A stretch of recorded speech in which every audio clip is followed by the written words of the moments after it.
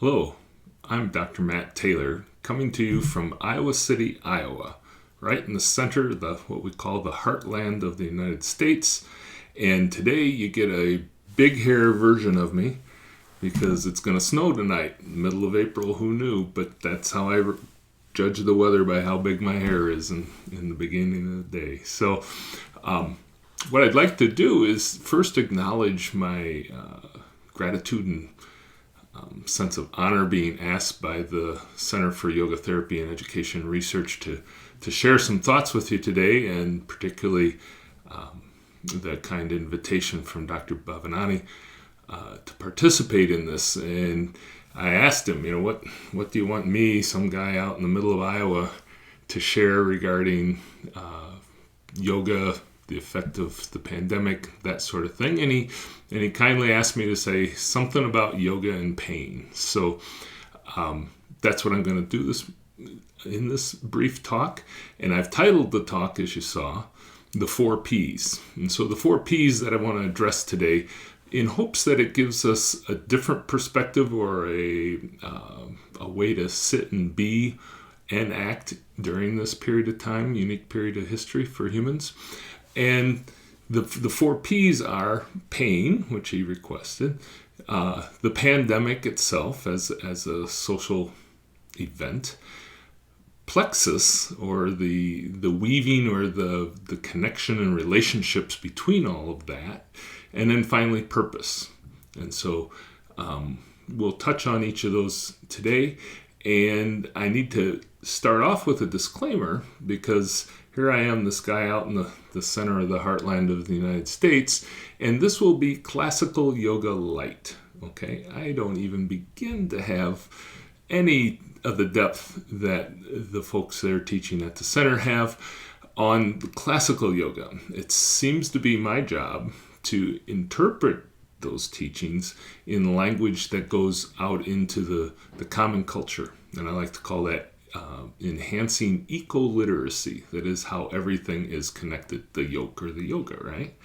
And so I'm not going to give you a bunch of terminology that are out of the classical text.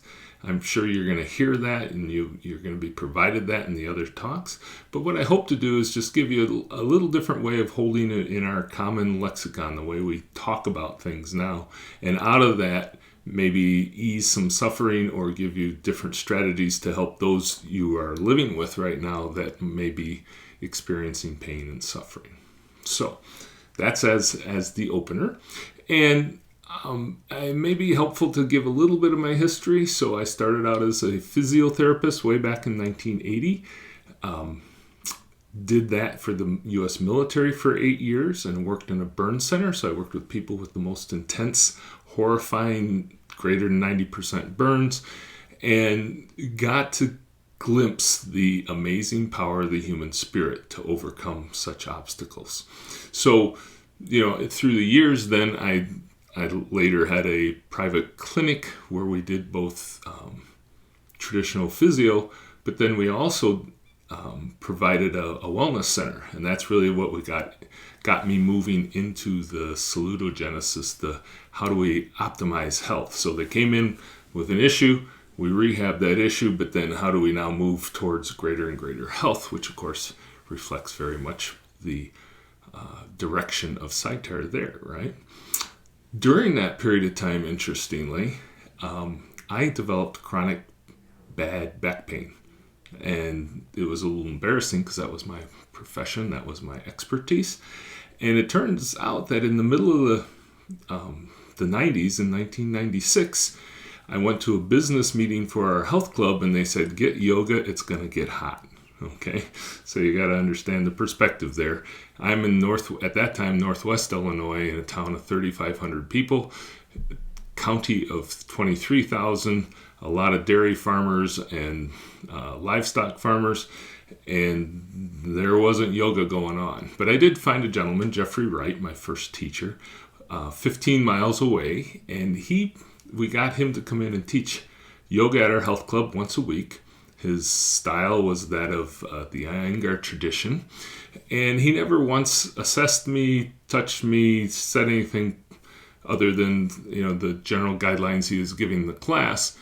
And yet 2 months later, going once a week, my back was substantially better. So that started me on this journey.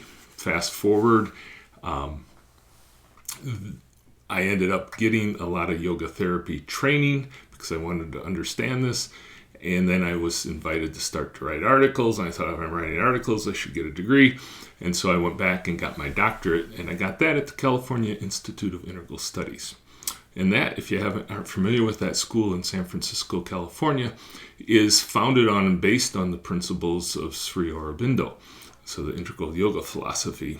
And particularly in that, the school translated it to take the teachings, make them relevant to the culture you live in, and do it so that you elevate the whole society. This isn't about your personal redemption or enlightenment. It's about making a community contribution. And so that's what I focused my work on.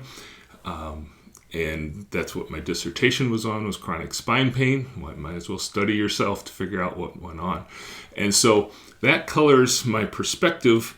And I've spent, since then, the last 20 years teaching around the world on pain. And so let's get jump into this a little bit and see if I can give you something that'll give you a different perspective today. So when we look at pain, the modern understanding of pain is that obviously pain and suffering are related, but not exactly the same thing. But when we talk about pain science from a conventional medical model, we now understand that pain is no longer understood to be an input, as rather it's an output, something that emerges out of our surrounding experience. And so what we've done is broaden what we understand pain to be, because typically we would think, oh, you step on a nail, there's pain, and that's what a pain is. Now we understand that pain comes across all the aspects of the human, the Panchamaya Kosha model, for instance. And so that we understand there's pain on an energetic level, there's pain on a physical level, primitive emotional level, an intellectual level, and a spiritual level, all 5 of those. And it's fascinating because now in the States, I'm on a task force for chronic pain for non-pharmacological care of chronic pain. And this task force of the 75 top stakeholders in the United States has agreed that not only is the physical and the emotional and the psychological significant and part of the pain, but they've taken it to include now the spiritual aspect, that aspect that asks, who am I, what's important, what gives me meaning and purpose. And when people are in a state or a situation where they no longer have meaning or purpose, they experience pain. And then that pain is a very real pain, just as real as the bone sticking out of your forearm if you fell and broke your arm, and that needs to be addressed as in order to help somebody relieve their suffering and move out of pain. So that's a big development and an important thing to understand. And what's really interesting to me is that now we've taken that pain and the Western medical science has broken it down into 5 different levels, or not levels, but 5 different ways to view it, to look at your pain. So if you're in discomfort, in pain, and again, it doesn't have to be physical, it can be emotional, it can be mental, it can be intellectual, it can be spiritual.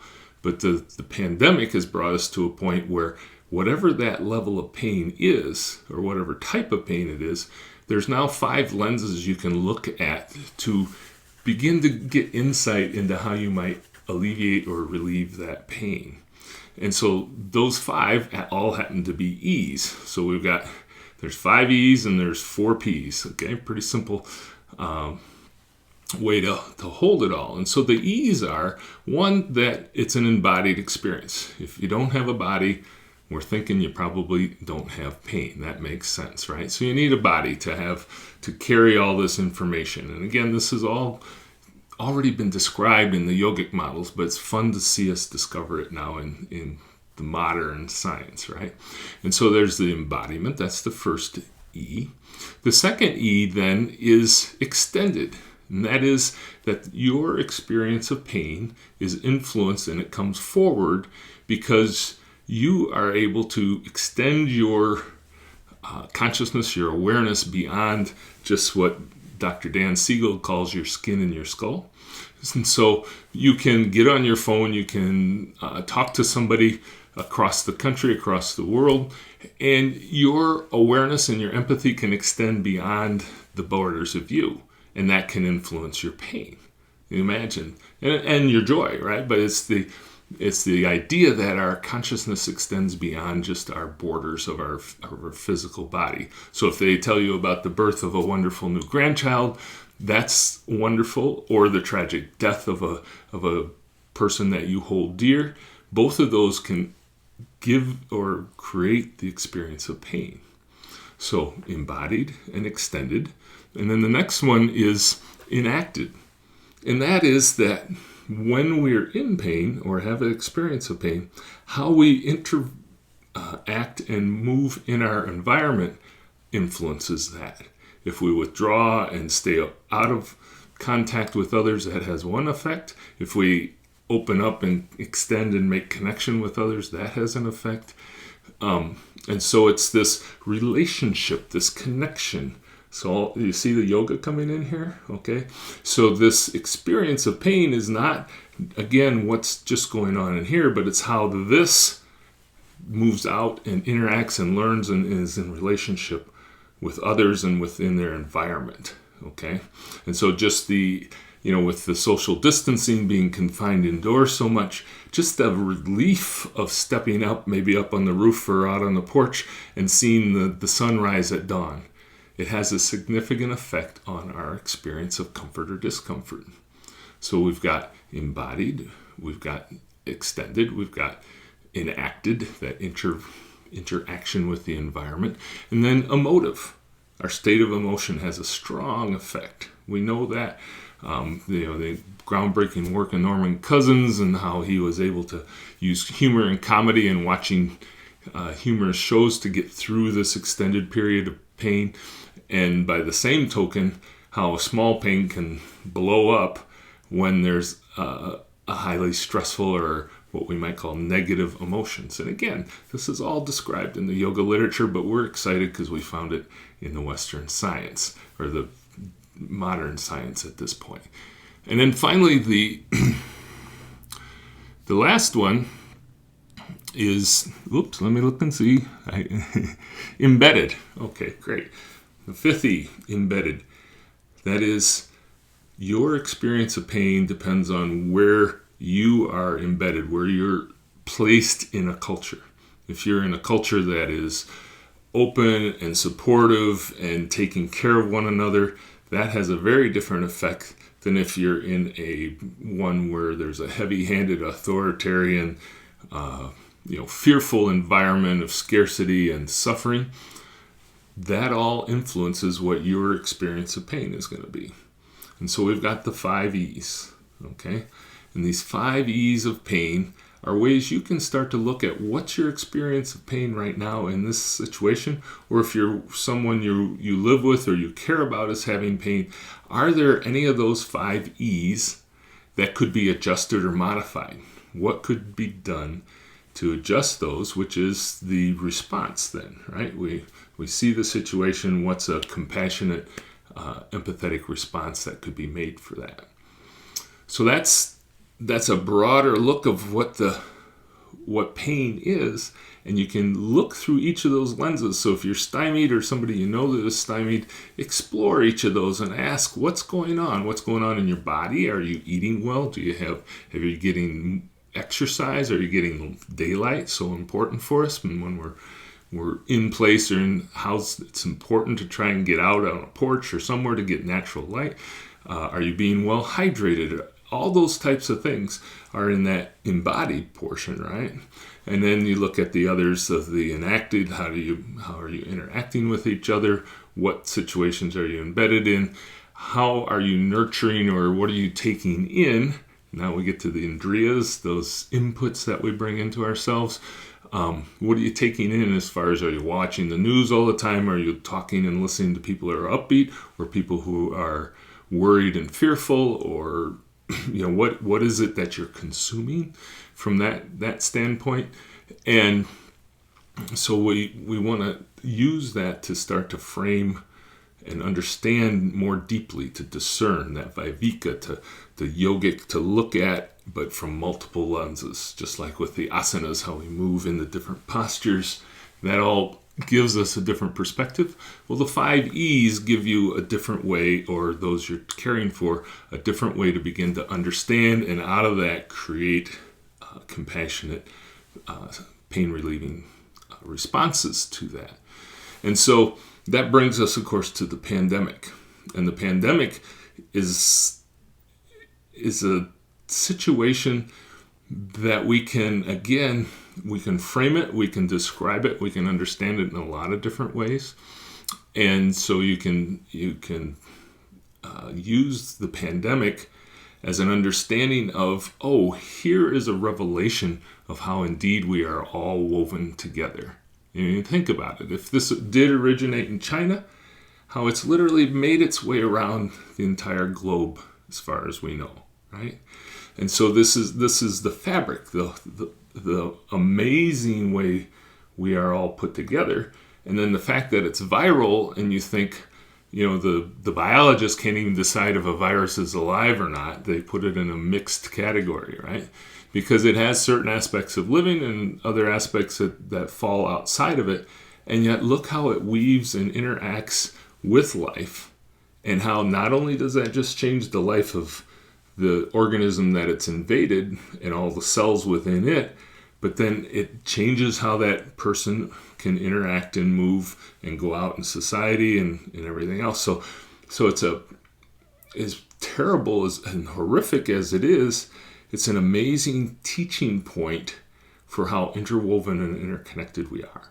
And is there something more positive we can do because of the understanding it's bringing us as to this connection or this yoking or this yoga? And the other part that it begins to break down when we talk about, those causes of suffering, the kleshas, when we look at asmita, the individual identity, we think it's me, right? But now we know in other related science that so much of me is made up of cells that don't have my DNA, right? Tens and thousands and millions of different bacteria make up this thing called me. So is it me, or am I, again, an enacted and woven, embodied society on a small scale that now the pandemic is showing exists on literally a global scale? The whole of life as we know it on this planet is woven together, interacting and interrelating. And that, once we see that brings home our third P, which is plexus, or complexity, okay? And so when I talk about eco-literacy and the everyday language that we're talking about, it's that basically, as a species, we've been behaving very illiterately as far as understanding and acting in a way that would signify that we understand the eco, the connectedness of all of life, the ecology, right? And so we need to enhance our eco-literacy, and this viral pandemic is giving us a graduate level lesson in the interactions, even giving us some differential equations, and we're beginning to learn what exponential equations look like, and the impact of the spread and the flattening of the curve. Who knew we were going to ever use that, right? We always, why am I learning this in high school? Now you know, okay? Because it describes the relationships, the eco, the weaving together. And the pandemic is a negative, terrible event, but it's also giving us lessons, because what if that same viral impact is a way that life spreads in other ways, as far as generosity, increased social caring, the change in programming, because what we're finding is in those places where people are, by their governments and by their communities, supported and held in a relationship that says, I'm only as healthy as you're healthy, and they take care of one another, we're seeing that curve reduced, and we're seeing a much smaller spike. And so the presence of this current pandemic shows us how that fabric, plexus, the interaction, the complexity, the way being together, and plexus, the textile or the woven together, again demonstrates this amazing, awe-inspiring relationship of how we are all held as one. And so can we use that then to ask the questions of what might we create next? What might we do to improve life on our planet?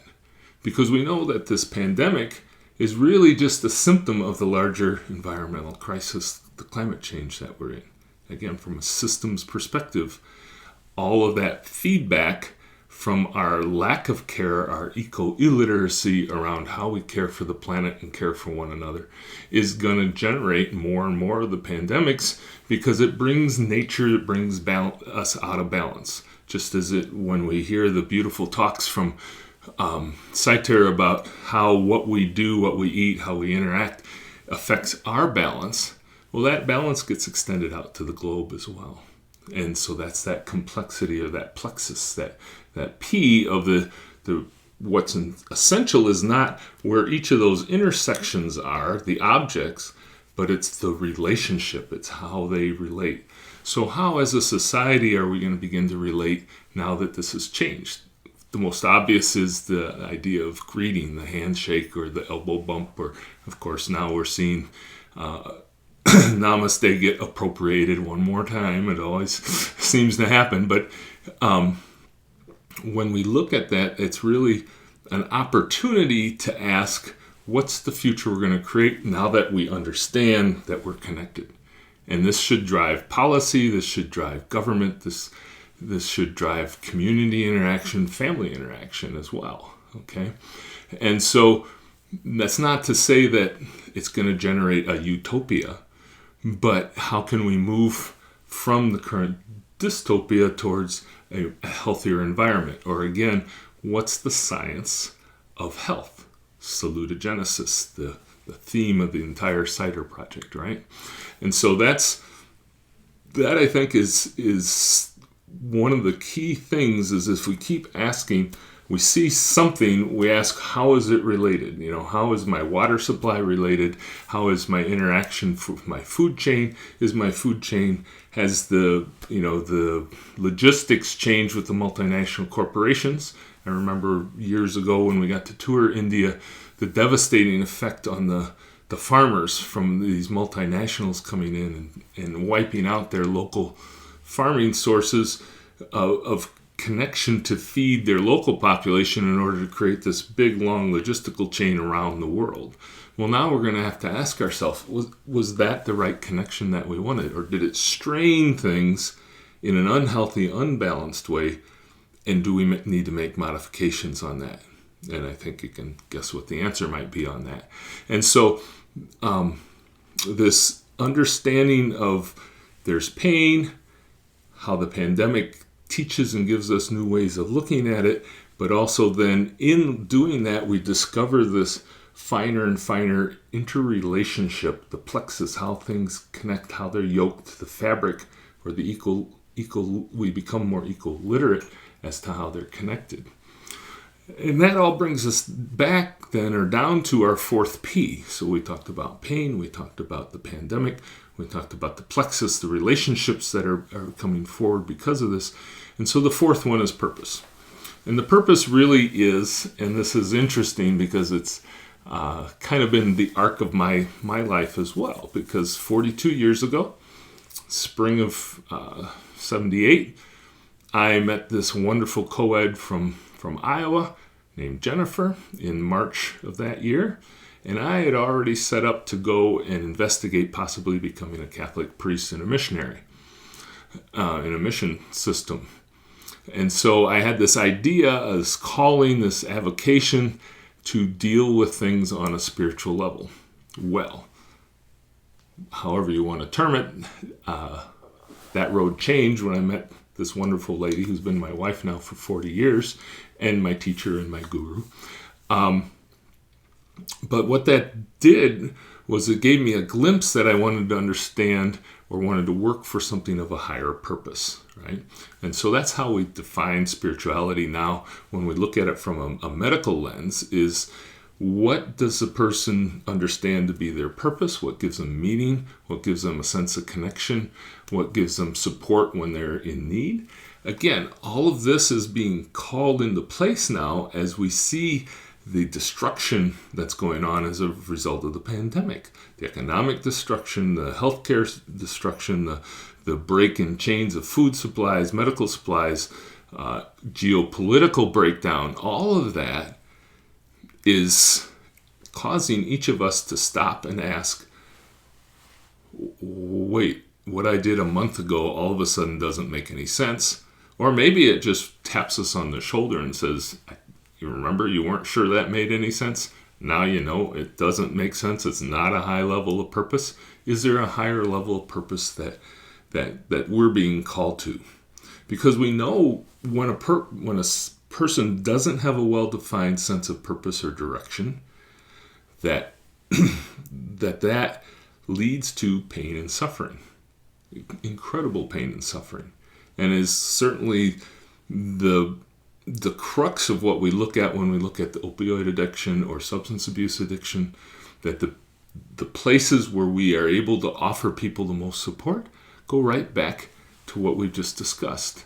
It's where community is providing support, it's caring, it's offering meaningful and purposeful work for those people, it's providing for the basic necessities, takes them out of fear and threat. So you begin to see how that's all connected to these beautiful descriptions others have given so far from CYTER and will be continuing to give. But if we hold it in that as that fourth P and ask, what's our purpose?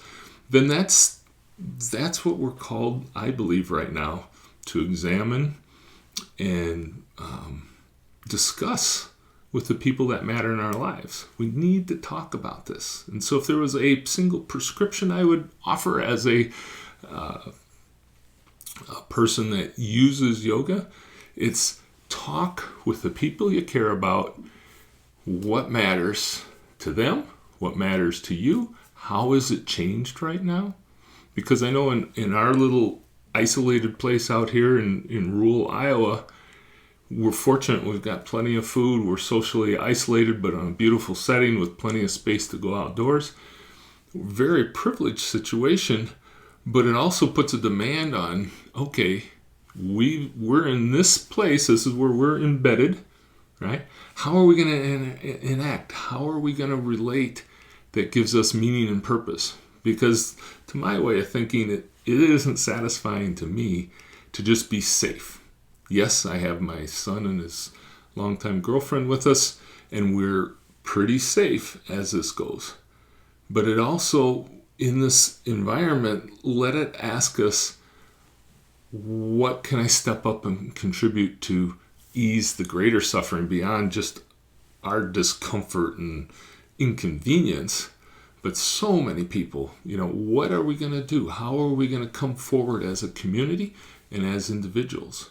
Because again, that's the work of yoga, right? What's our Svardhama? What are we going to do and be that has meaning and purpose? And that's, for most of us, being radically challenged right now. Even for those of us that offer a high level of what would appear to be a high level of service and caring, now all of a sudden we should all be asking, was that really the direction we needed to go? Or do we need to come back and get into our communities, into the place where we live and exist, and do things more locally versus what the rhythm and the pace of our various economies and societies had kept having this sense of extend, reach beyond? Or do we need to come back home? Do we need to come back to where we're rooted and who we are? And I don't know the answer. We need both. There's not an answer, but I think we're all being called to consider that and ask what would be the best step from here. And so as we look at that, we find ourselves right back in poor Arjuna's shoes, right? He had a task. He knew who he was supposed to be. He was struggling internally, that dialogue, right? So hopefully we're all in that dialogue, but if in this time of slowing down and closer physical quarters, within the place you're staying or reaching out to communicate to others, have these conversations. What are we going to do? What has meaning and purpose? What before was ridiculous and violating or illiterate as far as the plexus, the relationship, the eco connection of all of us together, that what was breaking the yoke of the yoga. Because and again, this is the influence of my training from the Aurobindo perspective, is I'm just not about keeping myself or trying to better or move towards health myself, but I'm only healthy if everyone else with me is healthy. And so how can I move forward from this day forward, and in what ways might that relieve pain and suffering for myself, but those I love and those on the planet? And I believe that's where we're at as a society. So I hope there's something out of the 4 P's, right? Pain, pandemic, plexus, and purpose. So those 4, but to use those 4 on your fingers there to ask and to look in multiple different ways. And so with that, I wish you good health, safety for you and those you care for and those in your community. And if I can ever be of service or support, you can reach me on the closing slide of this presentation. And to the incredible staff at CYTER and my dear beloved colleague, Dr. Ananda, thank you so much. And may we all come through this at a level of more salutogenesis to bring forward a better life for each of us. Thank you.